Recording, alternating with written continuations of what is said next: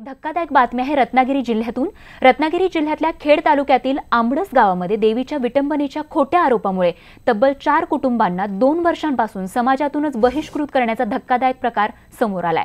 धक्कादायक बाब म्हणजे त्या गावातील तंटामुक्त समितीच्या अध्यक्षानंच हा सर्व प्रकार केलाय। बघूयात यावरीलच आमचे प्रतिनिधी चंद्रकांत बनकर यांचा हा स्पेशल रिपोर्ट। हे आहे रत्नागिरीच्या खेडमधलं आंबडस गावातल्या ग्रामदेवतेचं म्हणजे वाघजाई काळजाई देवीचं मंदिर। या मंदिराची 5 वर्षांपूर्वी काही जणांनी विटंबना केली होती। त्यानंतर काही काळ गावकऱ्यांनी यामागे कोण आहे याचा शोध घेण्याचा प्रयत्नही केला, पण त्याचा शोध लागलाच नाही। प्रकरण शांत झालं। पण साधारण 2 वर्षांपूर्वी रवींद्र मोरे हे सैन्य दलातून निवृत्त होऊन गावी परत आले आणि तंटामुक्त समितीचे अध्यक्ष झाले। त्यांनी हे प्रकरण उकरून काढलं आणि त्यासाठी मदत घेतली एका भगताची। या भगतानं या विटंबनेमागे दत्ताराम वारणकर आणि गजानन मोरे यांचाच हात असल्याचं थेट सांगितलं आणि मग कोणताही विचार न करता या दोघांना कुटुंबासह संपूर्ण गावानं वाळीत टाकलं। कसूर नसताना हे गाव मला दटवत होते।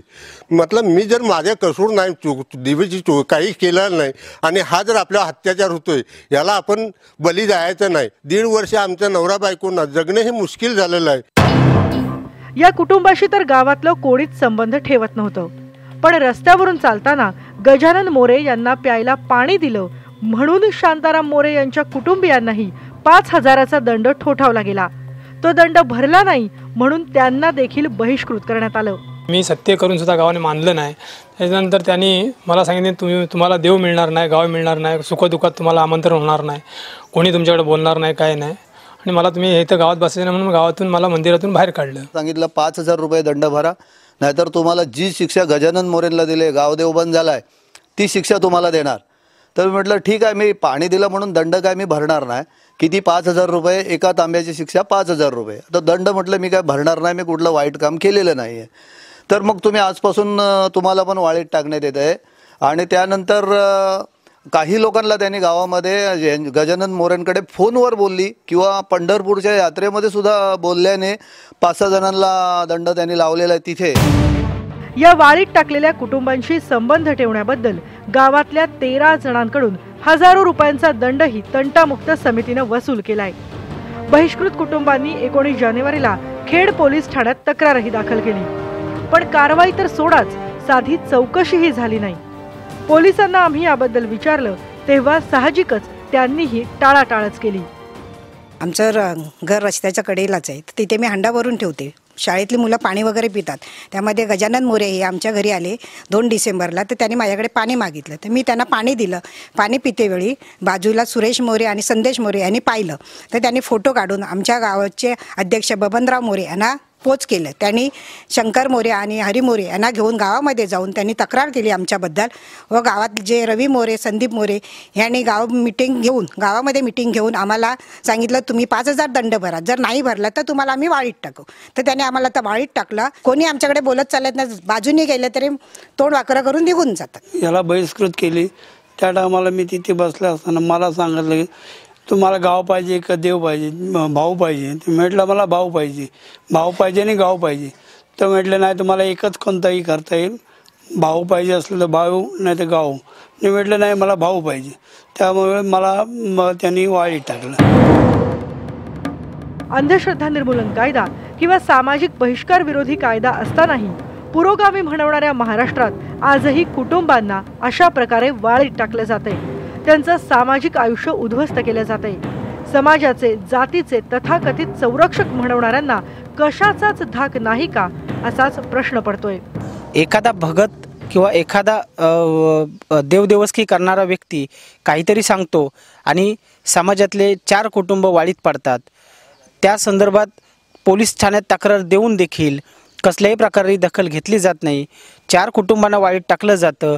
20 ते 25 लोकांकडून लाखो रुपये दंड वसूल केला जातो। पोलीस ही तक्रारीची दखल घेत नाहीत। मग ह्या कायद्याची अंमलबजावणी कशी होणार असा प्रश्न निर्माण झालेला आहे। चंद्रकांत बनकरसह ब्युरो रिपोर्ट, खेड, रत्नागिरी। आता एक सकारात्मक बातमी आहे यवतमाळहून. महिलांच्या पोषणासाठी देशभर विविध योजना राबवल्या जातात, पण प्रत्यक्षात गावखेड्यात महिलांच्या अंगणातच किचन गार्डनचं मॉडेल उभं केलं तर पोषण समृद्धीला हातभार लागणार आहे. यवतमाळ जिल्ह्यामध्ये सध्या 8,000 किचन गार्डन उभी राहत आहेत. बघूयात यावरीलच हा खास रिपोर्ट.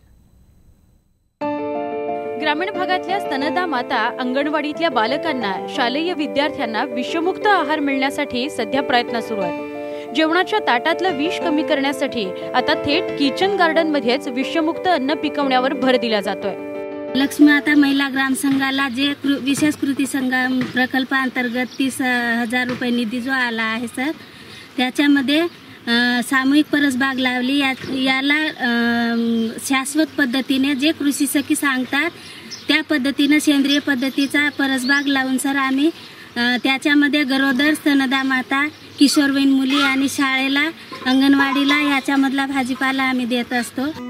यवतमाळ जिल्ह्यात 6,200 पेक्षा जास्त परसबागांची निर्मिती करण्यात आली आहे. येत्या काही दिवसात हे प्रमाण 8,000वर जाणार आहे. या बागेत 14 प्रकारच्या भाजीपाल्याचं उत्पादन घेतलं जात आहे. त्यामध्ये त्या मुलांना, किशोरवयीन मुली, गरोदर माता, स्तनदा माता यांना सकस आहार म्हणून ते याचा वापर करतात. आणि त्याच्यामध्ये 15 किलो पालक विकली सर, 15 किलो मेथी विकली आणि ते काढलं की पुन्हा दुसरा वाफा आम्ही तयार करत असतो. त्याच्यामध्ये वाढत्या रासायनिक खतांमुळे आणि औषधांमुळे माणसाच्या प्रकृतीवर मोठा विपरीत परिणाम होतोय. यवतमाळ जिल्ह्यातल्या ग्रामीण भागात सामूहिक आणि वैयक्तिक परसबाग निर्मितीचं उद्दिष्ट ठरवण्यात आलंय आणि त्यानुसार बचत गटाच्या माध्यमातून गावखेड्यात परसबागा तयार करण्यात आल्या आहेत. यवतमाळ जिल्ह्यामध्ये 8,000 परसबागेचं उमेद MSRMचं टार्गेट आम्ही फिक्स झालेलं आहे जिल्ह्याला उद्दिष्ट. त्याप्रमाणे आम्ही जिल्ह्यामध्ये 6,244 ठिकाणी व्यक्तिगत परसबागा लावलेल्या आहेत. या परसबागेमध्ये 12 ते 14 प्रकारच्या भाजीपाल्याचं आम्ही उत्पादन या ठिकाणी घेतो. याचा मुख्य उद्देश असा आहे की गावागावामध्ये सर्व महिलांना, गावाच्या लोकांना सेंद्रिय पद्धतीने भाजीपाला उगवता आला पाहिजे. हा भाजीपाला अंगणवाडीत जायला पाहिजे, शालेय पोषण आहारात त्याचा वापर व्हायला पाहिजे. स्तनदा मात्यांना ज्या प्रकारचे व्हिटॅमिन्स पाहिजे त्या सर्व प्रकारचे व्हिटॅमिन्स या सेंद्रिय पद्धतीच्या भाजीपाल्यामध्ये आमच्या यवतमाळ जिल्ह्यामध्ये गावोगावात उपलब्ध करण्यात आलेले आहे.